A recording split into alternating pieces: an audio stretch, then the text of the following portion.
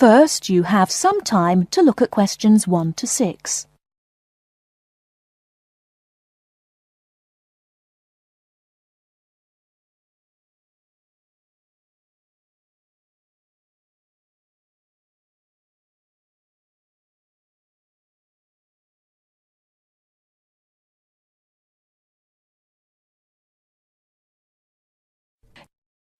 Okay, everybody, welcome back to the new term. I hope you've all had a good break and that you're keen to start on your research project. What I'd like to do this morning is to give you a chance to ask questions about the project, requirements, ways of approach, how to get help if you need it. Today is informal. It may be already written on paper, but it's nice to have an opportunity to have it confirmed. So, any questions? Dr. Archer, is there a confirmed due date yet to hand it in? Yes, I can now confirm that it's 16th of July, not 15th as first advised. Okay? And what about the word limit? Well, there is some flexibility on this, but in general it's 8 to 10,000 words. Ah, I see. And you can choose your topic, anything from years 2 and 3. Yes? I still can't work out what I want to do it on. In that case, you should see your course tutor to agree on your final topic, and you should also be aware that there is special assistance available at the library on library resources if you need help on that. Can I just check on the deadlines for everything? Certainly. Look, let me write it on the board when each stage should be completed. First of all, you've got to work on your basic project outline, and that's due in to your course tutor by 21st of February. Which is only 2 weeks away, so you need to get cracking on that. Do we have to include a full reference list by then too? No, your reference list is due on 6th of April, which is 1 week later, so you have time to discuss this with your tutor. And when should we be doing the research? Well, that's over a 1-month period, essentially April to May. And the write-up? Well, you need to do quite a bit of research before you get going on your writing, so that's really May to July, with a due date for handing in on the 16th. Any more questions? Before you hear the rest of the conversation, you have some time to look at questions 7 to 10.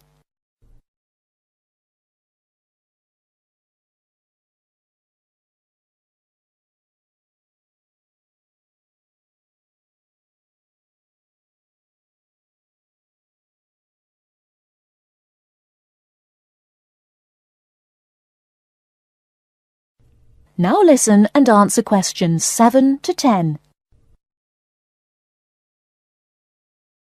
Well, sir, just some advice really. It's about the research approach. Would you advise us to use some case studies?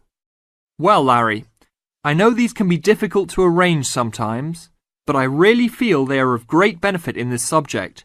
You can always talk to your tutor if you're having difficulty. Yes? I've looked over some previous research projects that are in the library. Is that a good idea, sir? I heard... Okay.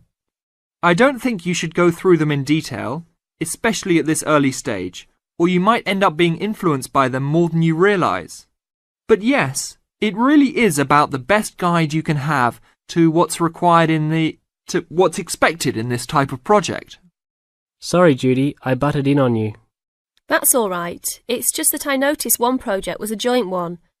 They worked together as a pair. Is that a good idea? Yes, I remember that paper.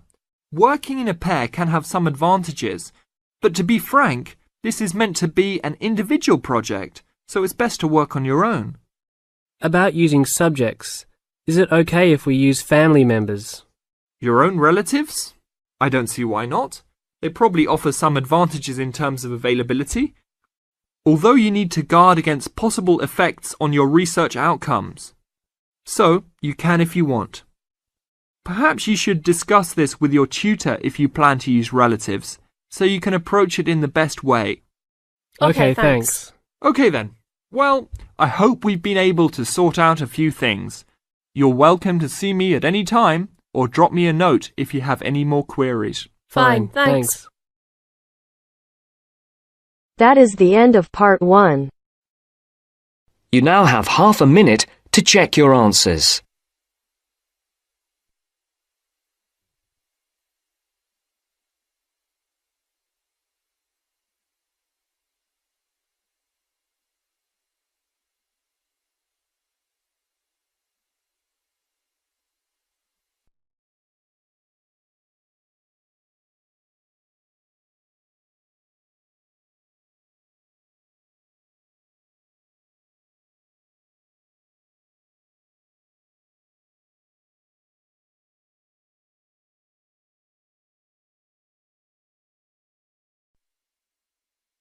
Now turns to part 2.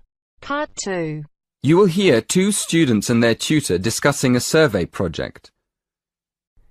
First, you have some time to look at questions 11 to 16.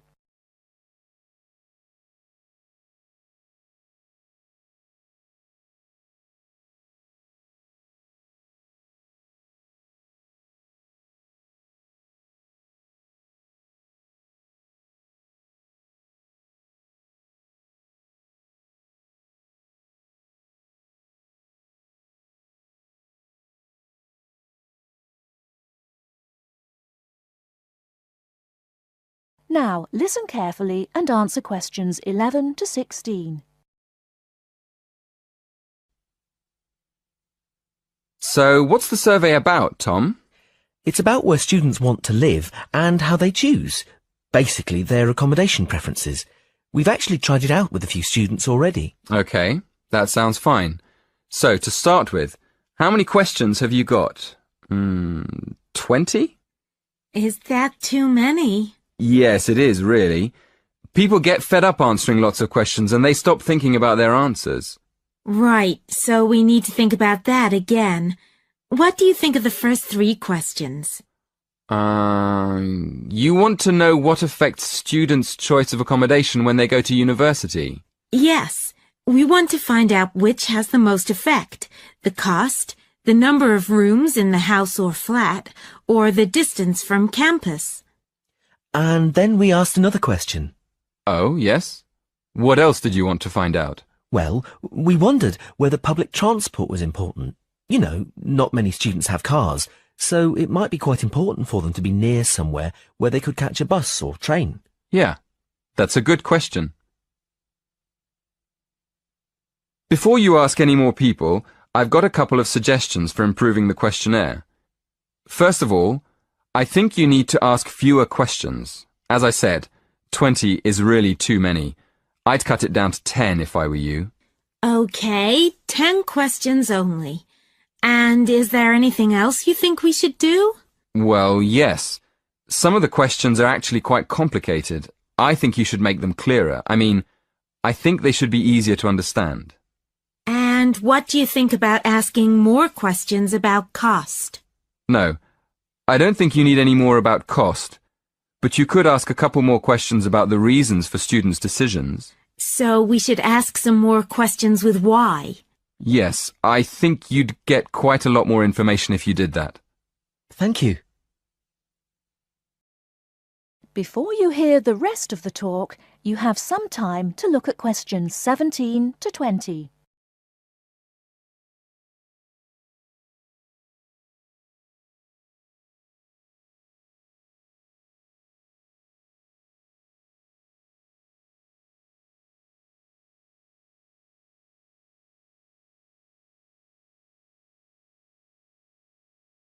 Now listen and answer questions 17 to 20. We've already got some results from our first questionnaire. Do you think we could use them? I don't see why not. What have you found out so far? Well, the number of rooms was only important for 16% of the people we asked.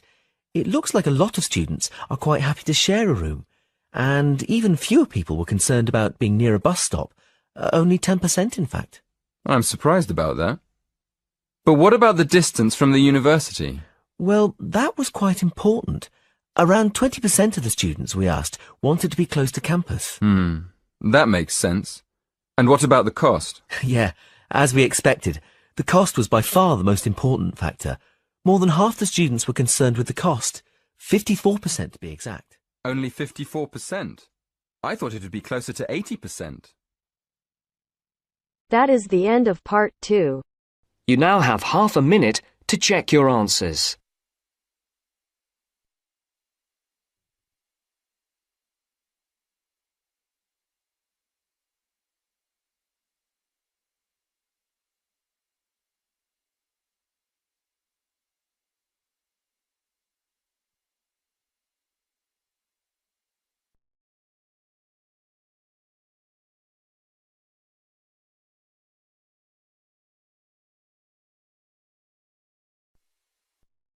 Now turns to Part 3. Part 3.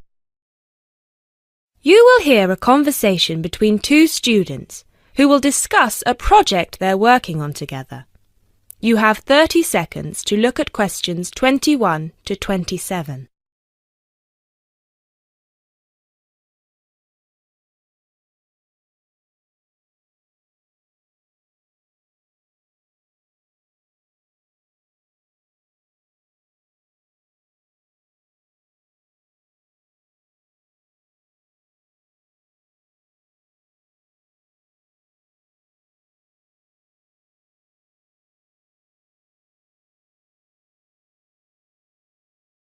Hey Jess, glad you could make it. We've got a lot to discuss. Hi Matt. Yes, sorry I'm a bit late. I did bring all my notes with me. Yes, me too. Where shall we start?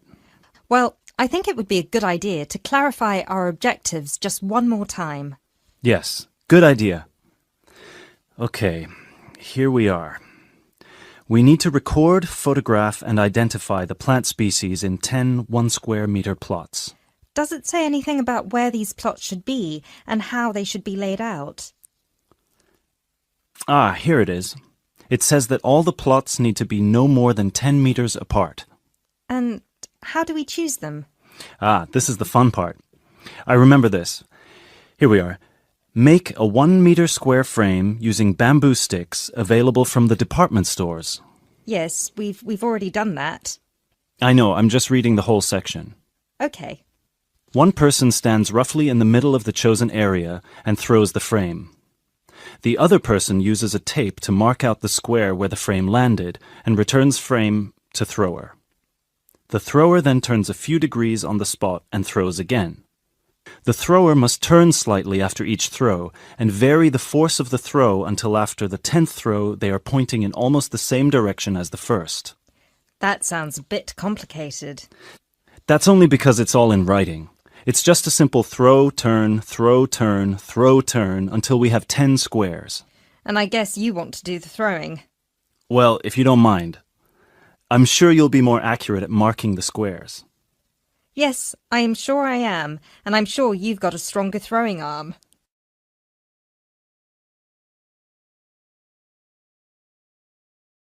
You now have 30 seconds to look at questions 28 to 30.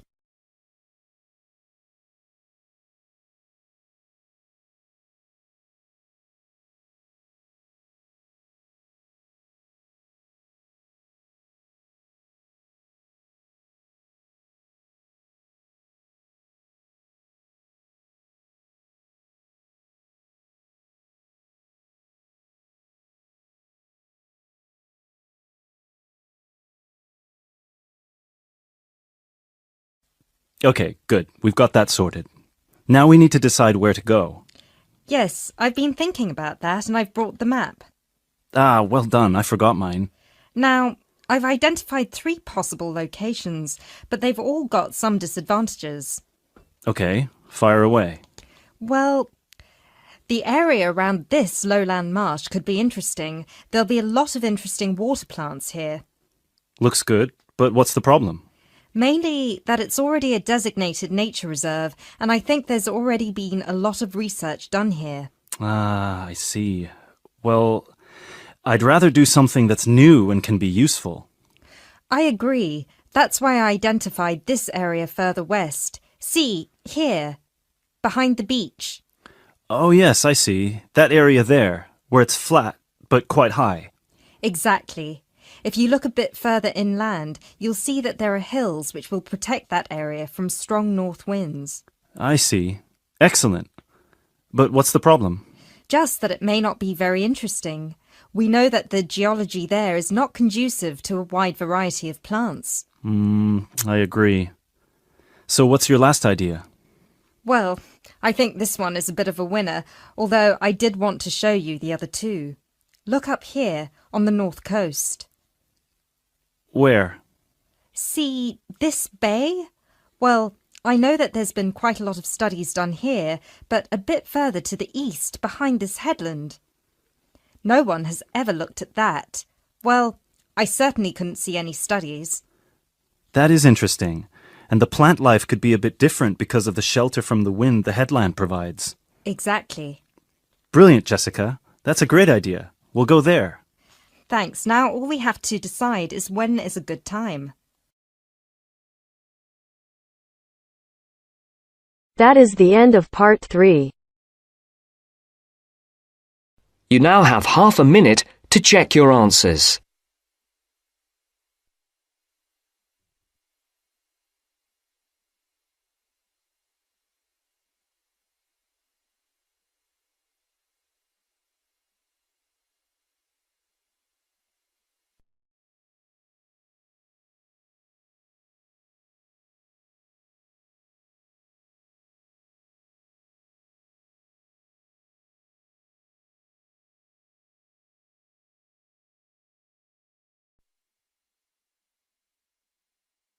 Now turns to part 4.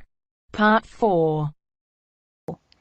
You will hear an introduction about an eco-friendly building called the Gherkin. First, you have some time to look at questions 31 to 40.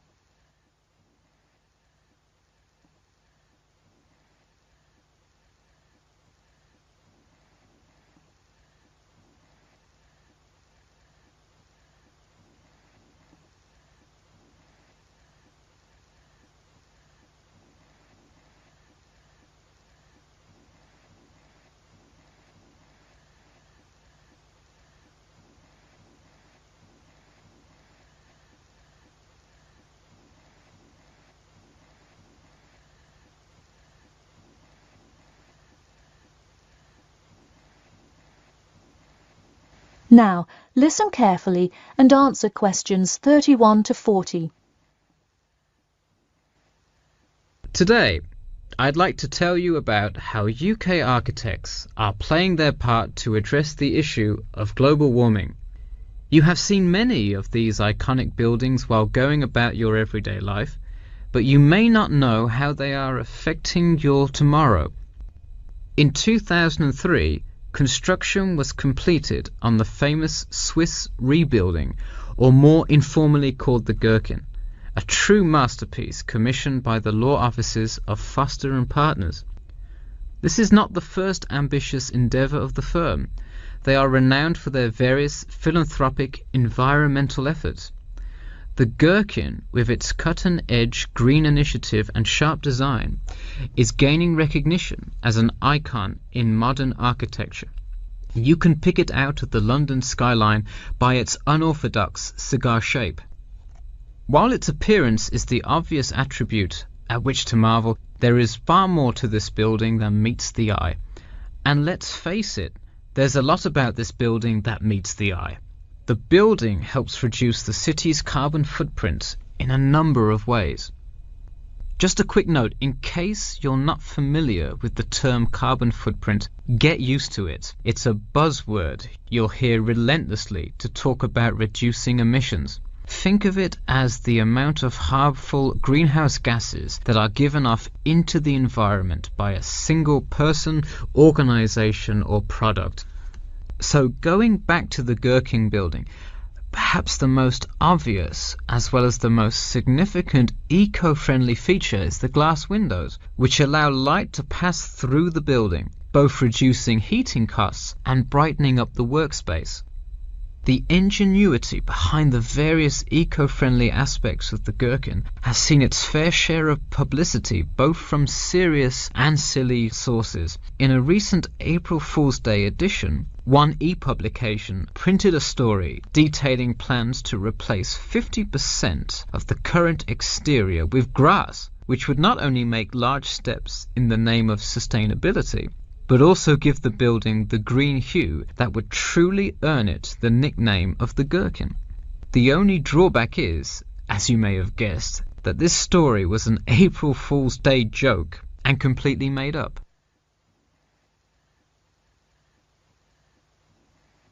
In all seriousness though, the building is setting a new standard of design that other architects and city planners just cannot ignore. The building's bold and cost-efficient design has won a number of architecture awards, including the Stirling Prize, the London Region Award, and the Emperor's Skyscraper Award, among others.